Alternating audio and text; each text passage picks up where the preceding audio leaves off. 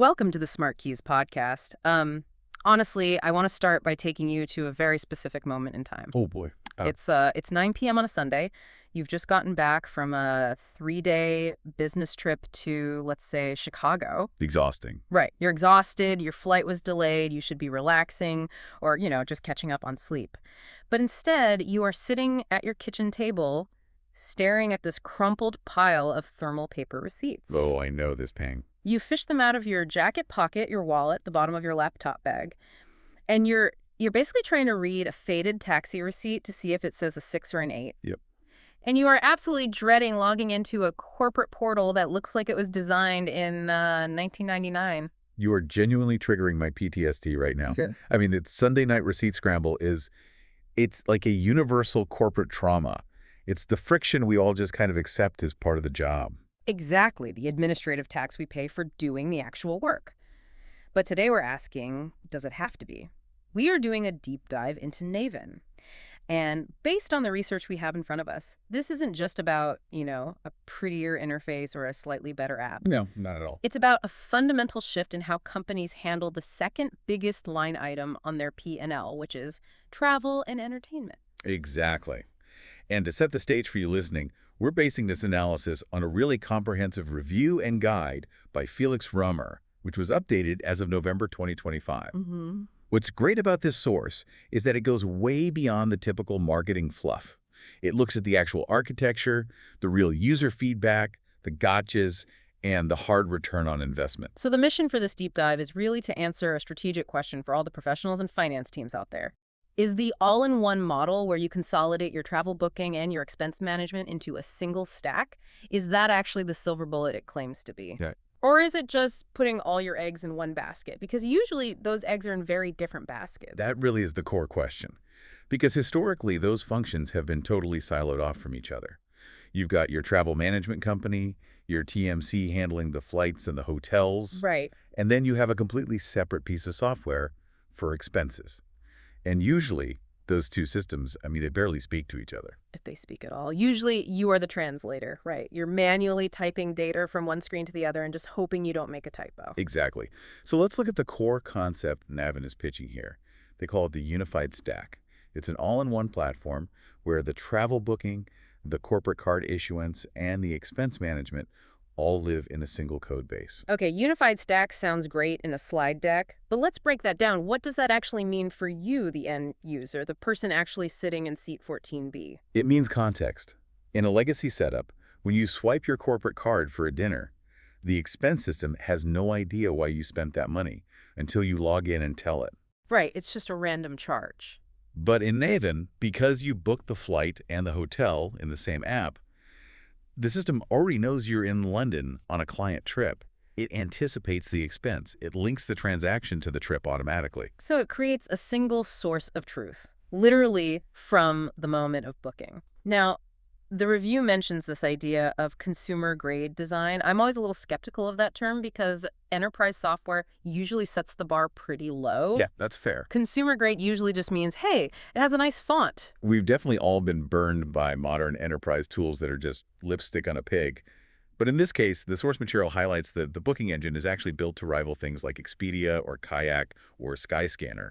It's not a clunky overlay. And the review dropped a stat that really caught my eye. Users are completing search-to-booking flows in minutes, not hours of back-and-forth emails with an agent. Minutes. And that speed isn't just about a fast server. It's about the profile architecture. Think about how much time is wasted in legacy systems manually entering your known traveler number, your seat preference, your hotel loyalty program number every single time. Oh, it's the worst. Navan stores this in the unified profile. You click book and it populates. It knows you want an aisle seat. It knows you have status with Delta. That repeat data entry is just eliminated. That brings us to the mobile-first aspect. The review emphasizes that this isn't a desktop tool with some companion app bolted on as an afterthought. It seems designed for the mobile experience first, so professionals can book or approve trips between meetings. Which is absolutely critical for adoption. And this is a key insight for any admins or finance leaders listening. You cannot force compliance anymore. You have to court it. If the corporate tool is clunky, your high performers are just going to go rogue. They'll book on a consumer site because it's faster, and then they'll deal with asking for forgiveness later. The shadow travel economy, where you have literally no idea where your employees are until they submit the receipt a month later. Exactly.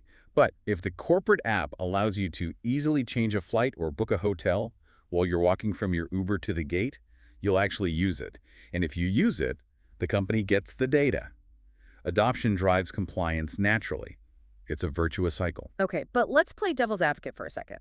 If you make it too easy to book, if it's as fun as booking a personal vacation, how do you stop people from booking five-star hotels and first-class tickets? This brings us to the control side of the equation. This is where the tech gets really interesting. The source describes it as policy at the point of search. Invisible guardrails. I like that term. It sounds less oppressive. It's a great way to put it. In the old world, policy enforcement was completely reactive. You spent the money, you submitted the report, and then someone in finance yelled at you 2 weeks later because you went $50 over the cap. Which creates this terrible psychological friction. You feel like a child getting scolded, or you feel like you have to memorize a 40-page PDF policy document just to book a room. Precisely. Navan inverts that entire flow. The policy engine runs during the search. So when you look for hotels in New York, it already knows your seniority, your department, and the specific budget for that city. Wow. It grays out the options that are out of policy, or it explicitly labels them with price caps and preferred vendors in context. So it totally removes the guesswork. You don't have to guess if you're allowed to book the Marriott. The app tells you right there before you buy that an option is out of policy. And it allows for flexible, dynamic policy. A static PDF policy says hotels under $300. But what if there's a massive conference in town and every room is $500? The employee is stuck. They either book nothing or they break the rule. Right. But a dynamic system adjusts. It can say, okay, the median price today is higher because of demand, so we'll adjust the cap automatically for these dates. That prevents so many headaches. I also noticed a section in the review about executive assistants, or EAs. I feel like software developers often forget that for every executive, there is usually an admin actually doing the clicking. It's a huge oversight in most tools. EAs are the power users.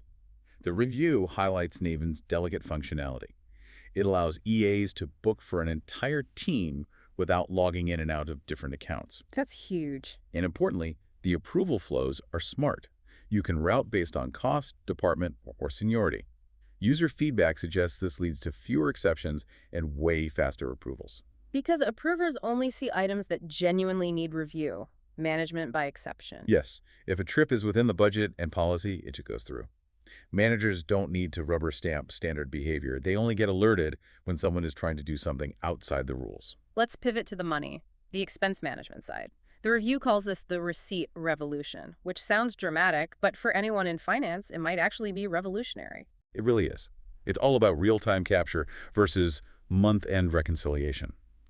The source explains that when a card is charged, the system captures the transaction instantly. So I buy a coffee, and my phone buzzes. Your phone buzzes. You snap a picture of the receipt right at the point of sale. The auto scan populates the fields, the vendor, the date, the amount. And since it knows I'm on a trip, it categorizes it automatically. Exactly. And for the CFOs and finance teams tuning in, this is the strategic value takeaway. It's real-time visibility. Unlike legacy systems where data comes in 30 days late. Right. In a traditional cycle, a company could burn through 20% of its quarterly budget, but the finance team won't see that data until month 2 because everyone is holding onto their receipts. You're flying blind. Totally blind. But Navan provides live dashboards showing spend by traveler, department, or project as it happens. You can see the burn rate live. That has to be a massive advantage for the month-end close. It is. The source lists specific accounting integrations, NetSuite, QuickBooks, and Sage Intacct.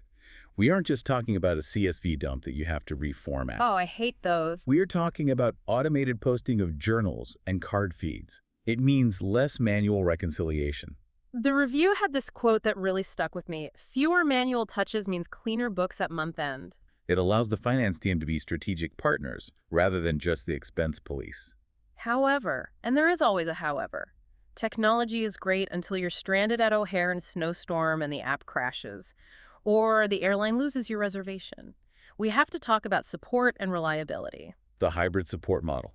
This is where AI enters the chat, literally. Ava is Navan's Gen AI assistant. And before you roll your eyes at another chatbot, let's be honest, most of them are terrible. The review suggests that this one is actually doing heavy lifting. It's triaging routine issues. So it handles the fast questions. Send me my itinerary. Change my seat to an aisle. What's the cancellation policy for this hotel? Exactly. Ava handles that instantly. But the review is pretty clear that humans are still necessary. The expert emphasizes the human in the loop. 24/7 human support is available for complex issues. Like holding with airlines or rebooking across carriers when a flight is canceled? Crucially, yes.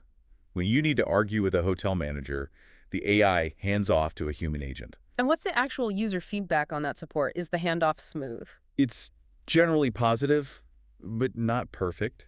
The review balances the praise with some real criticism.